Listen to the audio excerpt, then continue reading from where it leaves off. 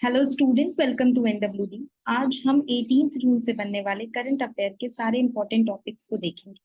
तो चलिए शुरू करते हैं। जो हमारा पहला टॉपिक है वो है नॉन बैंकिंग फाइनेंशियल कंपनी, जिसको हम शॉर्ट फॉर्म में एनबीएफसी भी बोलते हैं। ठीक है?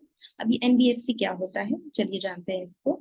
सो एनबीएफसी जो होता है ये एक रजिस्टर्ड कंपनी है, ठीक है, जिसको रेगुलेट करती है आरबीआई। ये क्या करती है, ये हमें लोन प्रोवाइड कर सकती है, क्रेडिट फैसिलिटी दे सकती है, investment option stocks and bonds में दे सकती है।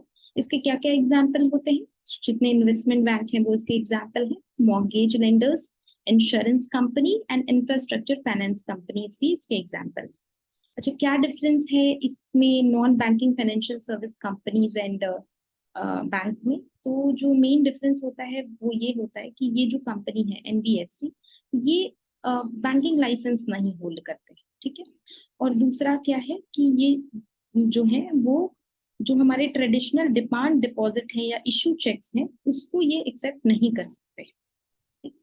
तो थोड़ा समझते हैं ये डिमांड डिपॉजिट क्या होता है या ये बैंकिंग लाइसेंस क्या होता है, इसको हम थोड़ा सा समझेंगे। ठीक है, ये जैसे कि एक पिक्चर है, इससे हम समझने की कोशिश करते हैं। जो हमारा डिपॉजिट है वो दो तरह का होता है। एक तो टाइम डिपॉजिट होता है, जिसको हम दूसरे वर्ड्स में फिक्स डिपॉजिट भी कहते हैं। अच्छा, फिक्स डिपॉजिट में क्या होता है, जो आपका डिपॉजिट है, जो आपके फंड है वो लॉक हो जाते हैं एक स्पेसिफिक पीरियड ऑफ टाइम के। ठीक है, मतलब एक टाइम पीरियड कंप्लीट होने के बाद ही आप उसको निकाल सकते हैं। अच्छा, ये टाइम डिपॉजिट कौन प्रोवाइड करता है? तो बैंक भी और एनबीएफसी भी प्रोवाइड, दोनों प्रोवाइड करते हैं इसको। ठीक है। अब दूसरा डिपॉजिट क्या है, ये है हमारा डिमांड डिपॉजिट है। डिमांड डिपॉजिट क्या होता है, एक ऐसा डिपॉजिट है जिसको आप एनी टाइम, जिस भी टाइम पे चाहे विदड्रॉ कर सकते हैं विदाउट प्रायर नोटिस। मतलब विदाउट नोटिस आप इसको विदड्रॉ कर सकते हैं थ्रू इंटरनेट बैंकिंग, चेक्स या गूगल पे, फोन पे, एनीथिंग, कोई भी मीडियम से आप इसको जब चाहे, जब आपको जरूरत हो आप विदड्रॉ कर सकते हैं। अच्छा, देखते हैं ये इसको कौन प्रोवाइड करता है। तो इसको बैंक तो प्रोवाइड करती है हमारी, हम जानते हैं, बट एनबीएफसी इसको प्रोवाइड नहीं करती। अच्छा, एनबीएफसी इसको क्यों नहीं प्रोवाइड कर पाती? क्योंकि इसको प्रोवाइड करने के लिए एक बैंकिंग लाइसेंस चाहिए होता है, जो कि आरबीआई इशू करती है सिर्फ और सिर्फ बैंक्स के लिए। बैंकिंग लाइसेंस क्या करता है, एक सर्टिफिकेट देता है बैंक्स को कि उसने सारे लीगल रिक्वायरमेंट्स को पूरा कर लिया है, जो ये इंश्योर करती है कि इसके जितने भी कस्टमर्स हैं उसकी मनी एंड डाटा को ये प्रोटेक्ट करेगी। ठीक है, तो ये अभी लीगल फ्रेमवर्क एनबीएफसी के लिए नहीं है। सो मतलब हम जब चाहे एनबीएफसी से इस तरीके से सेविंग या करंट अकाउंट में से पैसे नहीं निकाल सकते। तो इनका क्या इंपॉर्टेंस हो जाता है हमारी सोसाइटी में? तो जैसे कि कुछ लोन्स हैं, जैसे बड़े लोन्स लोन्स जैसे होम लोन हो गया, कार लोन हो गया, बाइक लोन हो गया, ये तो हमें बैंक प्रोवाइड करती है। बट जस्ट इमेजिन आपको अपनी सिस्टर को लेके जाना है आइसक्रीम खिलाने के लिए, लेकिन आपके पास पैसे नहीं है। ठीक है, ऐसे केस में आपको लोन कौन देगा? तो ऐसे केस में आगे आते हैं एनबीएफसी। वो ऐसे लोगों को भी क्रेडिट देते हैं जो कि अनडिजर्व्ड सेगमेंट है पॉपुलेशन के। ठीक है, तो इसमें इसका बहुत ही इंपॉर्टेंट रोल हो जाता है। ठीक। सो अच्छा, ये न्यूज में क्यों रहा, थोड़ा हम ये जानने की कोशिश करेंगे why non NBFC was in news. तो एक एनबीएफसी है जिसका नाम है मनप्पुरम फाइनेंस। ठीक है, इसको एक पेनल्टी लगाई है आरबीआई ने 20 लाख रुपीस की, क्योंकि इसने कुछ सर्टेन रूल्स थे एनबीएफसी के लिए आरबीआई के थ्रू, उसको इसने फॉलो नहीं किया था, डिडंट फॉलो। ठीक है, अब हम अपने नेक्स्ट टॉपिक को देखते हैं। जो हमारा नेक्स्ट टॉपिक है वो है international north south transport corridor. तो ये क्या है, इसको थोड़ा सा हम समझते हैं कि ये आईएनएसटीसी क्या है। तो ये एक मल्टी मॉडल ट्रांसपोर्ट रूट है। अच्छा, कहाँ से कहाँ तक के लिए ये ट्रांसपोर्ट रूट है, तो हम थोड़ा समझते हैं। जैसे कि आप मान लीजिए आप एक बिजनेसमैन हैं और आप तो इंटरनेशनल ट्रेड करते हैं, आपको ट्रेड करना है रशिया में, ठीक है, और आप इंडिया में मुंबई के रहने वाले। तो आप अभी ट्रेड के लिए कौन सा रूट फॉलो करते हैं इंडिया टू रशिया के लिए? तो अभी ये जो एक स्टैंडर्ड रूट है ना, जो ब्लू कलर से दिखाई गई है, आप उसको फॉलो करते हैं। मतलब आप यहाँ से रेड सी होते हुए स्वेज कैनाल को पार करके फिर आप मेडिटेरियन सी में जाते हैं, और उसको क्रॉस करते हुए नॉर्थ सी, फिर पूरा यूरोप घूमते हुए बाल्टिक सी होते हुए आप सेंट पीटर्सबर्ग पहुंचते हैं, जो कि सबसे बड़ी इंडस्ट्रियल सिटी है रशिया की। तो आप, ये एक स्टैंडर्ड रूट है जिसको आप फॉलो करते हैं। ठीक है, अभी लेकिन बात किसकी हो रही है? अभी बात हो रही है नॉर्थ साउथ ट्रांसपोर्ट कॉरिडोर की, जो कि ये है, ठीक है। ये यहाँ से बंदर अब्बास जो कि ईरान में है, ये होते हुए फिर आप कैस्पियन सी को पार करके अस्तरखान पहुंच के फिर मॉस्को जाके फिर डायरेक्ट आप सेंट पीटर्सबर्ग पहुंच सकते हैं, ठीक है। तो अभी इस रूट के वर्किंग की बात हो रही है इसमें। तो ये हमारा पूरा रूट है। अच्छा, ये रूट न्यूज में क्यों रहा, हम थोड़ा समझते हैं। तो ये न्यूज में इसलिए रहा क्योंकि जो रशिया है उसने प्रॉमिस किया है कि वो एलिमिनेट कर देगा सारे लीगल एंड लॉजिस्टिक हर्डल्स को, ठीक है, जो कि क्या कर रही है, प्रिवेंट कर रही है मेन ट्रांसपोर्ट रूट बनने के लिए, ठीक है, इंडिया टू रशिया के लिए। अच्छा, ये रूट बन जाएगा तो क्या फायदा होगा? तो ये रिड्यूस कर देगा किसको, कैरियज कॉस्ट को, और हमारा ट्रांजिट टाइम है उसको भी बचाएगा बिटवीन इंडिया एंड रशिया। तो ये था। अब हम अपने नेक्स्ट न्यूज की तरफ बढ़ते हैं। जो हमारा नेक्स्ट है वो है टॉपिक, वो है व्हाट इज प्रोस्पेक्ट थ्योरी। अच्छा, ये प्रोस्पेक्ट थ्योरी क्या होता है, इसको समझने से पहले हम थोड़ा सा देखेंगे कि ये कॉन्ट्रैक्ट फार्मिंग किसको कहते हैं, ठीक है। तो अभी क्या हुआ था जब कोविड-19 आया था, ठीक है। तो कोविड-19 जब आया था तो उसमें क्या हुआ था कि जो मार्जिनल फार्मर्स हैं या फिर जो माइग्रेंट फार्मर्स हैं जो फार्म्स में काम करते हैं, उसकी जो मतलब नंबर्स हैं वो सर्टेनली बहुत ज्यादा घट गए, ठीक है। तो अब क्या हुआ कि प्रोडक्शन तो उतना ही करना है और गवर्नमेंट को पर डे जो हार्वेस्टिंग कॉस्ट है वो ज्यादा पे करना पड़ रहा था, तो इसके लिए गवर्नमेंट ने इसको प्रमोट किया है, कॉन्ट्रैक्ट फार्मिंग को। अच्छा, कॉन्ट्रैक्ट फार्मिंग क्या होता है ये हम थोड़ा समझेंगे, और गवर्नमेंट इसको क्यों प्रमोट कर रही है उसको भी समझेंगे। जैसे मान लीजिए कि मैं एक कंपनी ओन करती हूँ ये, और इस कंपनी का काम है चिप्स बनाना, ठीक है। अब ये कंपनी क्या करती है, ये चिप्स बनाती है, और मुझे चिप्स बनाने के लिए मार्केट जाना पड़ता है और मैं मार्केट से वेजिटेबल्स खरीदती हूँ।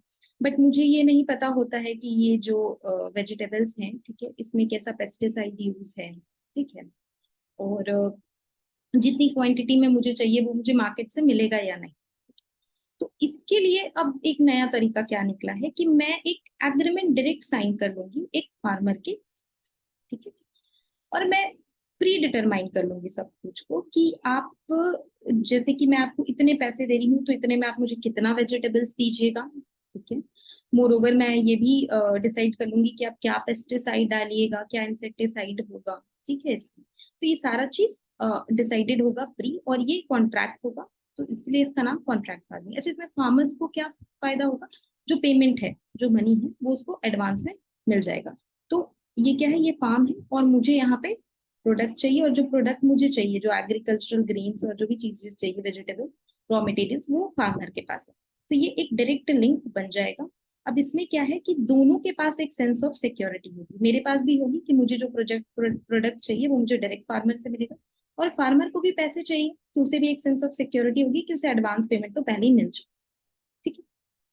अब क्या है कि हम थोड़ा समझेंगे प्रोस्पेक्ट थ्योरी को। प्रोस्पेक्ट थ्योरी क्या होता है कि एक, ये साइकोलॉजिकल थ्योरी है। ये साइकोलॉजिकल थ्योरी क्या बोलती है कि जो भी आप डिसीजंस है, जब भी आपके लाइफ में कोई ऐसा डिसीजन आपके सामने आता है जो कि रिस्क से भरा है, प्रोबेबिलिटी एंड अनसर्टेनिटी है उसमें, तो आप जो भी डिसीजंस बनाते हैं वो आप गेन्स मतलब प्रॉफिट को देख के बनाते हैं, लॉसेस को देख के नहीं बनाते, ठीक है। तो ये जो दोनों है, ये एक जो हमने कॉन्ट्रैक्ट थ्योरी की बात की और हमने जो अभी प्रोस्पेक्ट थ्योरी की बात की, तो ये दोनों न्यूज में क्यों रहा? न्यूज में इसलिए रहा कि आईआईटी मद्रास के कुछ रिसर्चर्स हैं, उन्होंने एक मैथमेटिकल मॉडल निकाला है जो कि कॉन्ट्रैक्ट फार्मिंग के लिए है, और वो किस पे बेस्ड है, प्रोस्पेक्ट थ्योरी पे। अच्छा, ये क्या करेगा, ये जो डिलीवरी ऑफ कमोडिटीज है, मतलब जो भी एडवांस पेमेंट कर रही है कंपनी, ठीक है, उसकी डिलीवरी ऑफ कमोडिटीज को पता प्रेडिक्ट कर पाएगा, ठीक है। अच्छा, ये अगर सक्सेसफुल हो जाता है ये प्रोस्पेक्ट थ्योरी कॉन्ट्रैक्ट फार्मिंग में, तो उसका क्या बेनिफिट होगा? तो क्या है कि हमें जैसे पता है कि दोनों को एक सेंस ऑफ सिक्योरिटी है, फार्मर को तो बेसिकली पैसे को लेके बिल्कुल ही सेंस ऑफ सिक्योरिटी है। तो इसमें क्या होगा कि जो हमारे पॉलिसी मेकर्स हैं वो डिजाइन मैकेनिज्म में उनको हेल्प होगी, और वो ज्यादा से ज्यादा फर्म को इनकरेज कर पाएंगे एडवांस पेमेंट कॉन्ट्रैक्ट करने के लिए फार्मर्स के साथ, ठीक है। तो इसीलिए ये इम्पोर्टेंट हो जाता है, ठीक है। अब हम अपने नेक्स्ट टॉपिक को देखेंगे। जो हमारा नेक्स्ट टॉपिक है वो है काउंटर वेलिंग ड्यूटी, सीवीडी। अच्छा ये क्या है, इसके बारे में थोड़ा समझाने की कोशिश करते हैं। ये एक तरह की ड्यूटी है, ठीक है, जो कि गवर्नमेंट इम्पोज करती है अपने जो डोमेस्टिक प्रोड्यूसर्स हैं उनको प्रोटेक्ट करने के लिए। अच्छा किससे प्रोटेक्ट करना चाह रही है गवर्नमेंट, थोड़ा हम इस बात को समझते हैं, ठीक है। तो जो गवर्नमेंट है, जैसे कि मान लीजिए एक एग्जांपल लेते हैं कि ये मेरी कंपनी है, ठीक है। ये एक कंपनी है, इंडियन कंपनी है जो डॉग्स के फूड को बनाती है। लेकिन ये कंपनी बहुत ही सैड है, ये खुश नहीं है, ये कंपनी सैड है। अच्छा इसके सैड होने का क्या रीजन है कि ये देख रही है कि इसका जो मतलब सेल्स है वो बहुत कम होता जा रहा है। इसने दाम कम करके भी देखा फिर भी सेल्स कम होते जा रहा है। तो इसने पता लगाया तो उसको ये पता चला कि कोई एक फॉरेन कंपनी है जो ये डॉग्स का फूड प्रोड्यूस कर रही है और ये आगे निकले जा रही है तेजी से, ठीक है। तो इसने गवर्नमेंट से हेल्प मांगी, तो गवर्नमेंट ने जब पता लगाया तो पता चला कि ये जो फॉरेन कंपनी है उसको फॉरेन गवर्नमेंट हेल्प कर रही है। कैसे? तो वो उसको लोन प्रोवाइड करती है मार्केट से भी बिलो रेट पे, और उसको सब्सिडी भी ओवर ज्यादा दे रही है। तो जो प्रोडक्शन कॉस्ट है उससे भी कम में ये मार्केट प्राइस पे चीजों को बेच पा रहे हैं, ठीक है। तो गवर्नमेंट ने इसको देखते हुए एक टैक्स, एक जो भी इंपोर्ट गुड्स आते हैं बाहर से, ठीक है, उस पे गवर्नमेंट के पास पावर्स होता है कुछ टैक्सेस लगाने की, जैसे basic custom duty, additional custom duty, special additional custom duty, protective safe.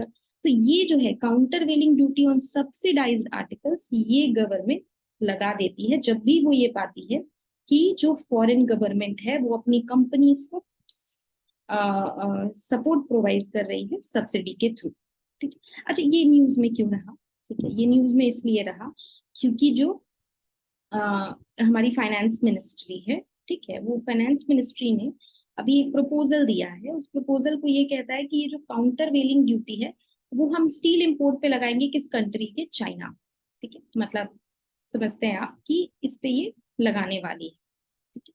हम नेक्स्ट टॉपिक की तरफ बढ़ते हैं। जो हमारा नेक्स्ट टॉपिक है वो है GOI UNSDC फ्रेमवर्क। इसका फुल फॉर्म होता है government of India United nation sustainable development corporation framework 2023 and 27, ठीक है, ये है हमारा। अच्छा ये क्या है, इसके बारे में थोड़ा सा हम जानेंगे। इसमें क्या होता है कि जो यूएन डेवलपमेंट सिस्टम है उसने एक ऑफर दिया है, किसको? गवर्नमेंट ऑफ इंडिया को, एक नेशनल विजन ऑफ डेवलपमेंट के लिए, ठीक है, जिसमें कि वो सस्टेनेबल डेवलपमेंट गोल्स को प्रमोट करेगी ताकि जेंडर इक्वालिटी हो सके, यूथ का एम्पावरमेंट हो सके और ह्यूमन राइट्स को इम्प्लीमेंट करे किया जा सके, ठीक है। अच्छा ये जो पूरा का पूरा फ्रेमवर्क है वो जो 4 स्ट्रैटेजिक पिलर है 2030 एजेंडा के उससे लिया गया है। अच्छा ये 4 पिलर्स क्या क्या है? People, prosperity, planet and participation. अच्छा हम थोड़ा सा ये समझते हैं कि ये जो यहाँ से ये 4 पिलर्स को उठाया गया ये 2030 एजेंडा क्या था, ठीक है। ये हमारे एग्जाम पॉइंट ऑफ व्यू से बहुत ही ज्यादा इंपॉर्टेंट है। तो इसमें हम थोड़ा सा बैकग्राउंड देखेंगे। सबसे पहले क्या था, एक एजेंडा 21 करके एक सबसे पहले अर्थ समिट, रियो अर्थ समिट में इसको एक्सेप्टेबल बनाया गया था। ये इसने ब्लूप्रिंट सेट किया था सस्टेनेबिलिटी के लिए 21st सेंचुरी में, ठीक है। इसने कहा था कि जो ह्यूमन डेवलपमेंट है उसके लिए poverty, over consumption, health and education पे ध्यान देना जरूरी है, और जो ये डेटोरिएट हो रहा है लैंड, एयर एंड वाटर, इसको भी कॉम्बैट करना बहुत जरूरी है।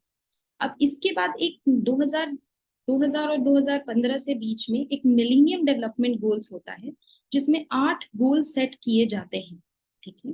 वो 8 गोल थे कि पॉवर्टी को रिड्यूस करना है, यूनिवर्सल एजुकेशन, उसके बाद जेंडर इक्वालिटी होनी चाहिए, चाइल्ड मोर्टालिटी कम हो, जो मेटरनल हेल्थ है उस पर ध्यान दिया जाए, सस्टेनेबिलिटी आए और पार्टनरशिप हो कंट्रीज के बीच में, ठीक है। इसका क्या एक्शन प्लान था?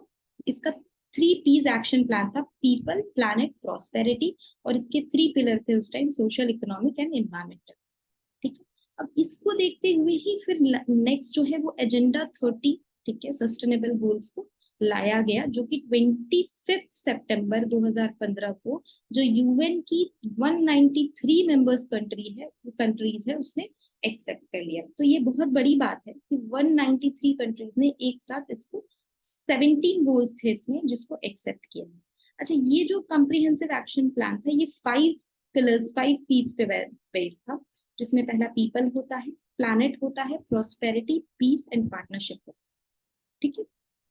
तो और इसने ये भी इमेजिन किया था कि जो वर्ल्ड हो वो फ्री हो poverty, hunger, disease, fear, violence, ये सब से। और वहां पे एजुकेशन टू ऑल हो, हेल्थ केयर सबके लिए हो, सोशल प्रोटेक्शन। तो ये था हमारा एजेंडा 30। ठीक है, अब हम अपने मेन टॉपिक की तरफ आते हैं। तो अभी क्या हुआ है, जो नीति आयोग है ये करंट अफेयर में इसलिए रहा क्योंकि जो नीति आयोग है यूनाइटेड नेशन है, उसने साइन कर लिया है इस फ्रेमवर्क को। ठीक है, तो ये था आज का हमारा सारा इम्पोर्टेंट टॉपिक। मैं इसी के साथ इस वीडियो को खत्म करती हूँ। अगर आपको ये वीडियो पसंद आया हो तो प्लीज आप इस वीडियो को लाइक करें, शेयर करें और हमारे चैनल को सब्सक्राइब करें। Thank you students.